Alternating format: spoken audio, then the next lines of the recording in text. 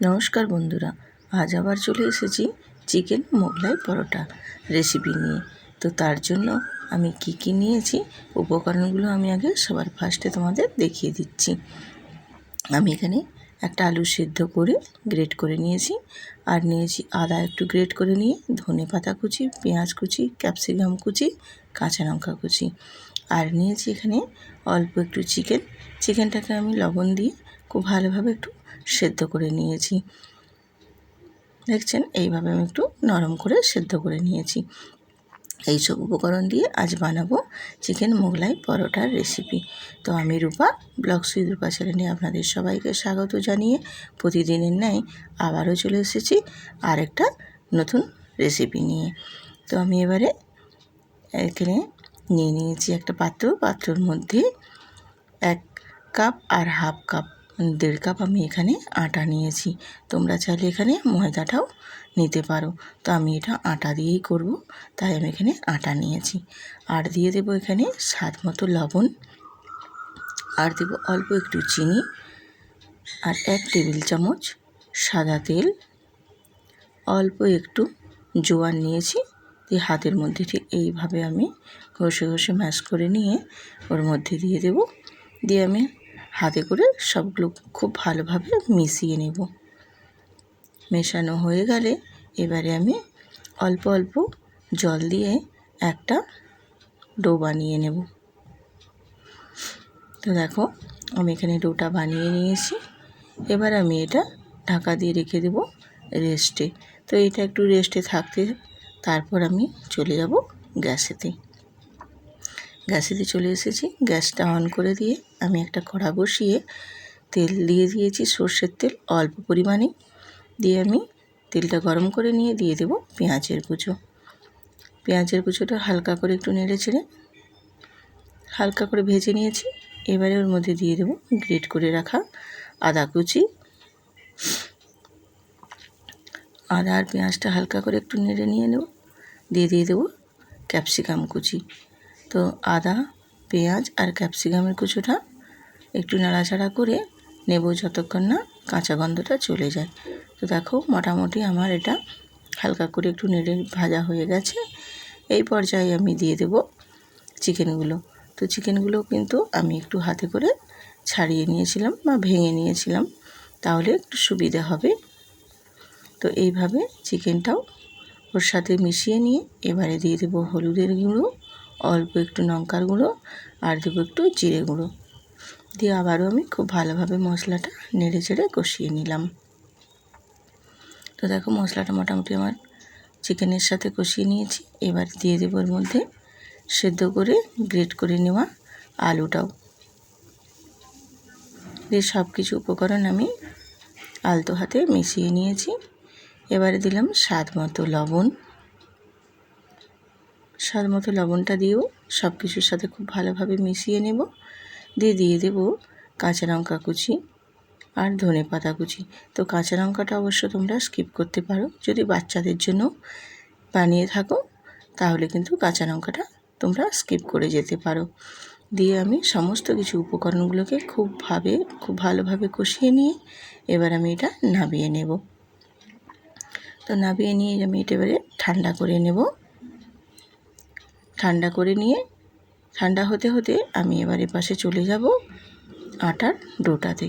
তো আটার ডোটা দেখো মোটামুটি অনেকটাই সেট হয়ে গেছে। আমি আবার হাতে একটু মেখে নিচ্ছি।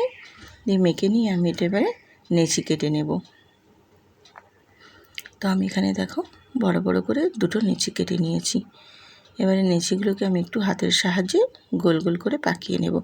তো মোটামুটি দেখো আমি গোল করে পাকিয়ে নিয়েছি। এবার এগুলোকে আমি বেলুন চাকিতে আটার গলনাগুলোকে রুটির মতো করে বেলে নেব। একটু কিন্তু মোটা করে বেলে নিতে হবে, তাহলে কীভাবে পরোটাগুলো করতে সুবিধে হবে। তাই আমি রুটির মতো করে বড় আকারে বেলে নিয়ে আর একটু মোটা সাইজের করে রেখেছি। এই পর্যায়ে আমি এবারে দিয়ে দেব ওই চিকেন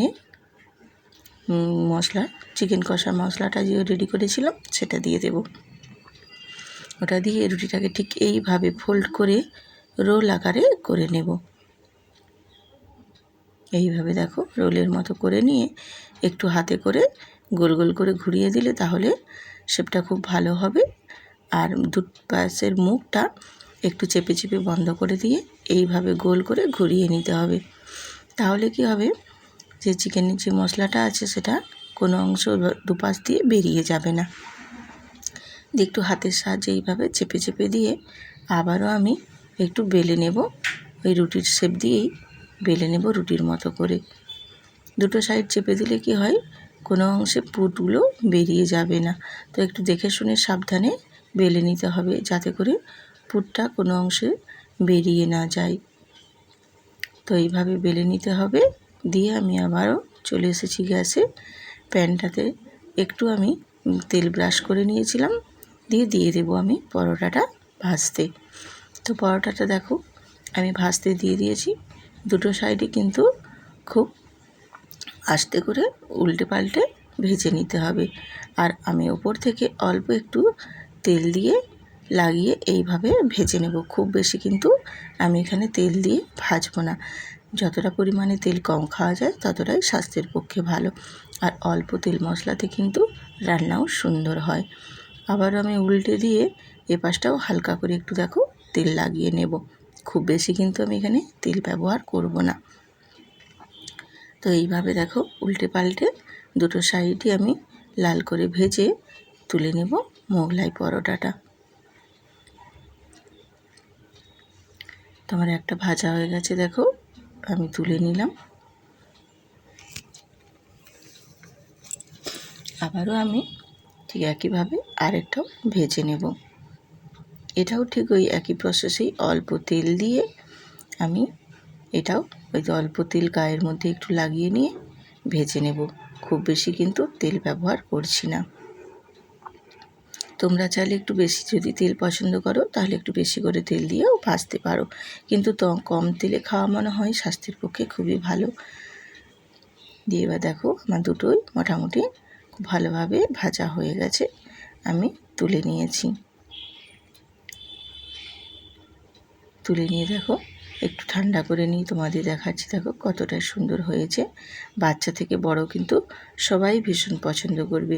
এই রকম যদি সন্ধে বা সকালের নাস্তাতে থাকে তাহলে কিন্তু একদম জমে যাবে।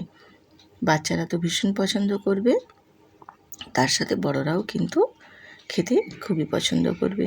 তো এই রকম রেসিপি পেতে গেলে তাহলে আমার চ্যানেলটি সাবস্ক্রাইব করে বেল আইকনটি প্রেস করে রাখতে হবে। তাহলে আমি যখনই নিত্য নতুন রেসিপি দেব সবার আগে তোমাদের মাঝে চলে যাবে। আজ এই পর্যন্তই, আবারে আসবো।